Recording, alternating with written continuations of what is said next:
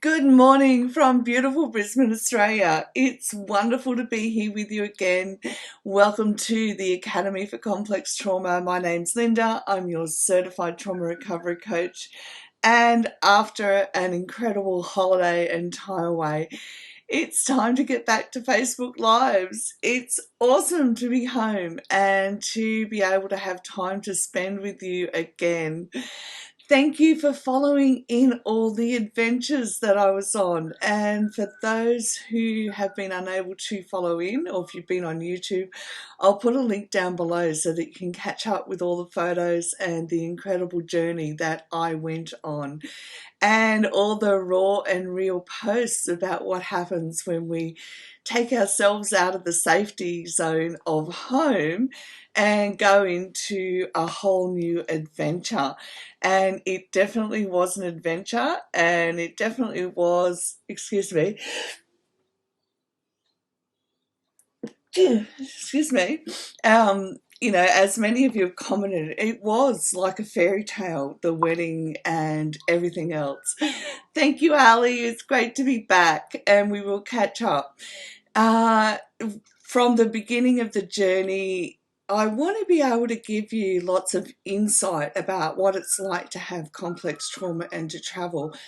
And one of the main things that I kept thinking about is that before we leave home, we need all of our strategies in place and written down about what we're going to do when things inadvertently go off track, as when we're traveling, they want to do. And I didn't realize just how many strategies I'd need, but at the time I was able to implement a lot because I have a lot implemented into my day-to-day life. So if there's one thing I'd say, before you leave home, make sure you've already practiced your strategies, because there's no use trying to practice a strategy that you aren't doing in your day-to-day life, because it will just trigger the brain and the whole nervous system even more. The first moment that we left home, we got to the international airport only to be told we had to go to the domestic airport, even though the ticket said international airport. And that was like, oh my goodness, what are we going to do? Because that then separated who was going where at what time. And so we were lucky that Josh hadn't actually left the area and could come back and pick us up and take us over to the domestic airport. And once we did that, we got there, and then they wanted a whole raft of other things as well. So they wanted our return home ticket, and oh, look, the list just went on.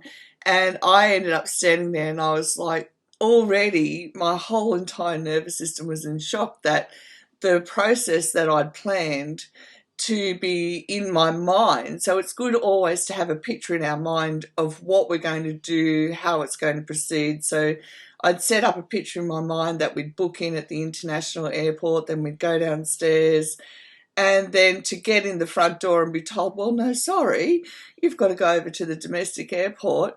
Immediately it was a trigger, because the whole structure that I'd set up in my mind to do went out the window. Now, even though I've been to the domestic airport here a gazillion times, of course, changing the structure of my day in that very first moment, it was like, oh my goodness, here we go. So when we get to the domestic airport, my whole internal system's already going off, and I'm dripping with perspiration. And we get to the counter, and everyone was lovely. Truly, everyone was lovely. And I'm like in tears and saying to Chloe, I know I can manage this, but it's just all coming out from internal, like unbelievable. And people who don't struggle with complex trauma will never be able to understand how those emotions and everything that happens internally are completely out of our control. It's not something that we turn on and off. It's something that we have to manage as we go through the process. So, eventually we got everything to come together. And see, even when we got to the counter, the lady said, "Oh, I'm going to put you on an earlier flight." And I'm like, "Oh, great. No worries." We'll just shift that whole dynamic in my mind as well.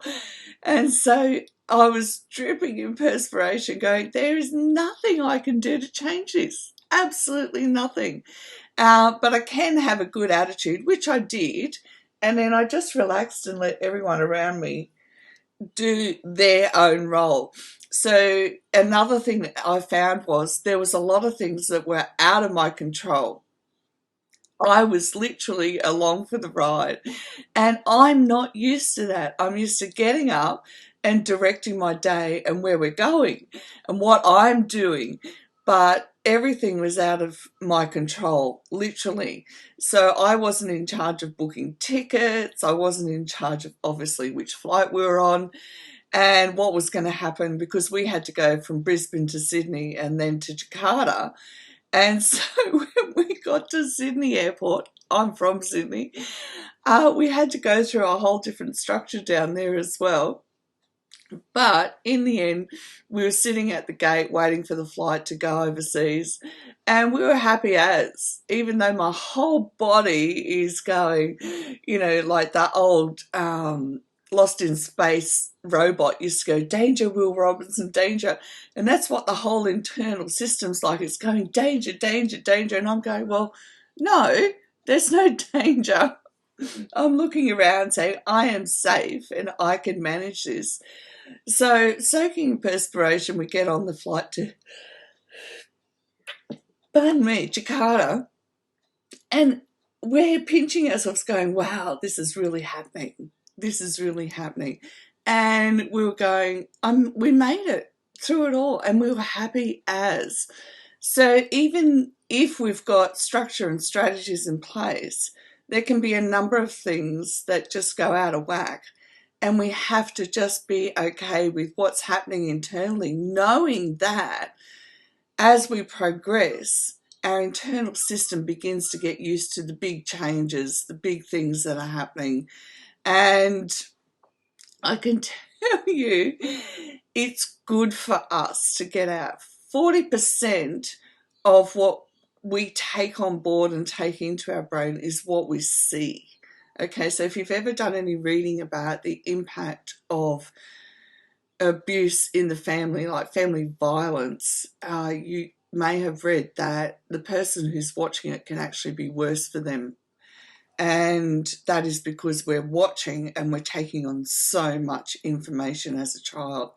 So we want to get out of our home, out of our day-to-day routines, in order that we're stretching our internal system, so the nervous system. We're teaching the unconscious parts of our brain that we're safe to go off and have a different journey, and that we can go back again and look forward to it and really know that no matter what happens, we're going to manage what's happening no matter what. Okay. Now, some of the things I did, I made sure that I was always able to get enough rest. Some days I went day and night and obviously crashed the next day as well. But I'd get up and keep going, not from the old style. I say old style is we get up, we get going, and we push and push and push and push. I never had that attitude at all. It was, okay, let's go. Let's enjoy what is there to discover. So when we go through childhood developmental trauma, a lot of what disappears is our curiosity for life. So I had a lot of curiosity as we were driving around. I was looking at new things, aware that I'm taking in new information, aware to keep my mind focused in the here and now, and to breathe and really enjoy the moment, knowing that we're on a limited time schedule of how long I'll be away as well. So I really got my mind focused into this moment only. And one of the things that we do to make that happen is listen to our thoughts and realize when they're going off on a tangent and bring them back into the here and now. So be really intentional with what we're thinking about, what we're observing, how we're taking it on board. So be curious, be excited, and go, wow, this is amazing that I'm out of my normal comfort zone and I'm going to intentionally enjoy this. Now, we can do this without going overseas. Going overseas just magnified everything for me to be able to see, okay, this is the one next thing I need to be able to look at. I found it really easy to keep relating to people. That was my joy as well. But I did become aware that one of the things that complex trauma gives us is the ability to understand that somebody's saying something to us and we don't actually understand fully what they're saying. So I made sure I had a lot of patience. Now, for those who know me, know that patience is always one of the things I struggle with because I like to keep going. And I made sure I was very, very intentional about having patience. So I was in the taxi in Jogja and I needed to put money on my prepaid SIM. Now, when you're saying it in English, it sounds so easy, but when you're saying it in English to somebody whose second language is English, it's not necessarily going to compute as simple as, can you take me to a store where I can put money on my prepaid SIM? But because I was willing to have the patience and not get upset, I found that we were able to keep talking until the driver realised, I know which shop I need to take her to. Now, we went to the shop.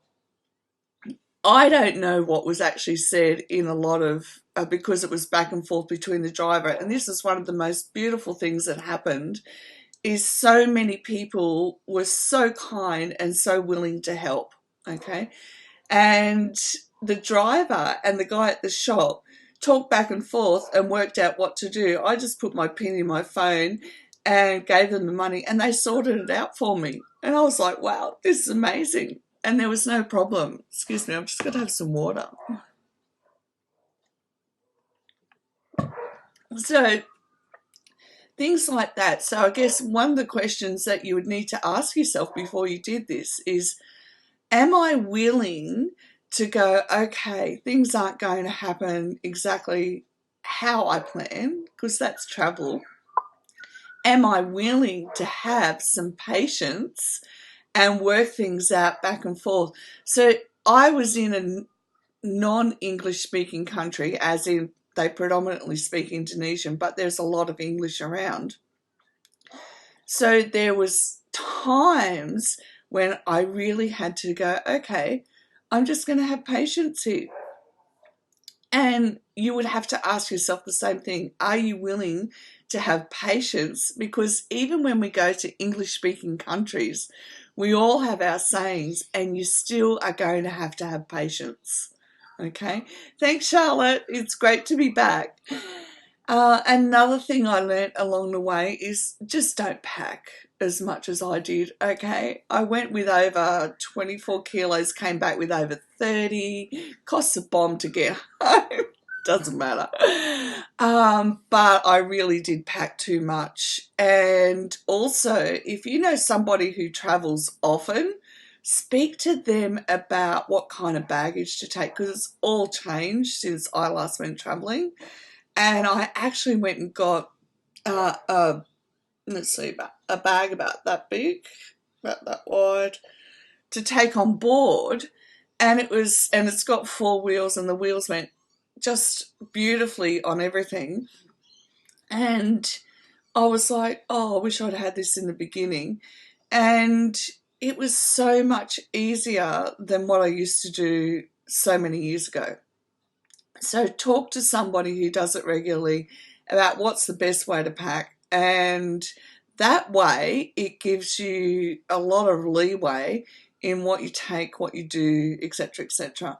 And I definitely just packed way too many clothes. And then, as you saw from the pictures, I was given more clothes to bring home. I mean, the big white shirt, probably weighs 2 kilos just in weight because it is very heavily beaded. It's beautiful. But think about things like that when you go away. I actually didn't buy souvenirs and things like that because I left home with no room. So always leave room in your bag. These are things that I never even thought of because I wanted to pack to make sure that I had everything that I needed. But we invariably buy stuff as well. Well, in my case, I was given things. So we want to think about that as well. But for the main part, if you're already practicing grounding techniques, if you know yourself internally, then you're going to be okay. You really will. It'll be this big adventure that your whole internal central nervous system and the unconscious parts of your brain go on, but it'll be worth it. Absolutely worth it. I learned a lot about myself when I was there as well. I got the opportunity to talk about my work to the family, and that was incredible. And I've got the opportunity to go back and teach as well. So I'm going to be looking into doing that, but I won't be going back until at the earliest May next year, because between now and what are we in October, so around March, it's hot, it's humid, it's monsoon season. So if we had to go, because that was just the time that we had to go, but definitely pick your seasons when you're traveling, because for me it was hot every single day, 24/7, hot and humid, whereas I've come back to Brisbane. As you can see, it's nice and cool and relaxed, and that's what I'm a bit used to. But it was an incredible adventure. If you have any questions about going traveling with complex trauma, always feel free to ask. Have strategies in place about what you want to do. I had strategies in place about being able to speak up and say what I needed. That was really, really helpful. So even when we were in Makassar, the family said to me, if you ever need to go back to the hotel, just let us know. And after the wedding, I did let them know because of the heat. I couldn't cope being out in the heat because the mosque was air conditioned. So that was beautiful. And I was sitting under air conditioning literally. But I knew I wouldn't cope in the heat because it's like the heat is overwhelming. And the emotions are already, running at a high rate of knots. So I went back to the hotel and got changed into just ordinary clothes, and that was one of the best decisions I've made. So if people offer to help you in some way, take them up. Be aware of what you need in the circumstances you need, and even if you need time out to go and have a rest, go and have a rest. It'll be the best thing you do for yourself, because you will feel better internally from having had a rest, and it gives yourself time to regather your thoughts and go, right, this is my one next step that I'm going to take. On the days that I had on my own, I either rested because I knew that we'd be on the go the next day full time, or I went off on little adventures on my own and pre-planned them. If you're going to have time for yourself and you want to go off, I found that the hotels will book a car for you at a set price and go, right, here's your driver, off you go. And it was just brilliant, absolutely brilliant. Good morning, Chan. And what was one of the other things I learned? There is a lot of English in Indonesia where I went. That was brilliant. And a lot of people were prepared to help. Google Translate is brilliant. If you haven't got it and you're going overseas, use it. It's really, really helpful, because you can even point it at signs and it will translate the signs for you. How awesome is that? I was just like, wow. You could go anywhere in the world now and just point your phone at the writing in front of you and it will translate it for you. So that was really super helpful at times. I didn't need it much, but there were times when I did, and I couldn't say enough about how amazing it is to travel with an instant translator free from your phone. So look up little things like that will help you, and they lessen the intensity of the emotion of not knowing the language as well.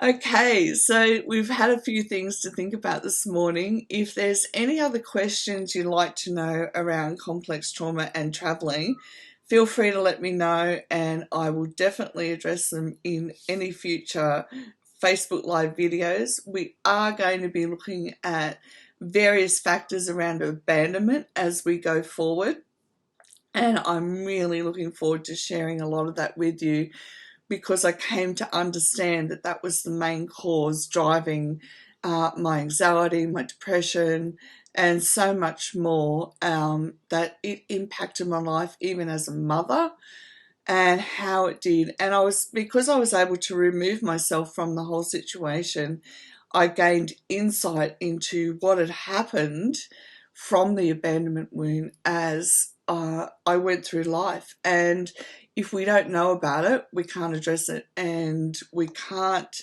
begin to heal what's happened internally for us. It's great to be back with you, everybody, and I look forward to sharing more with you as we head towards Christmas.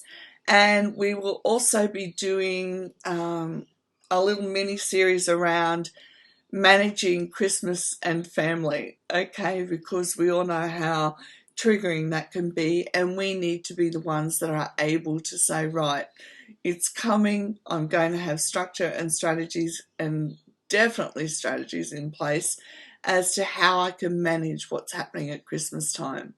All right, I love you all heaps. It's great to be back, and I look forward to sharing even more with you as we go along. Bye for now.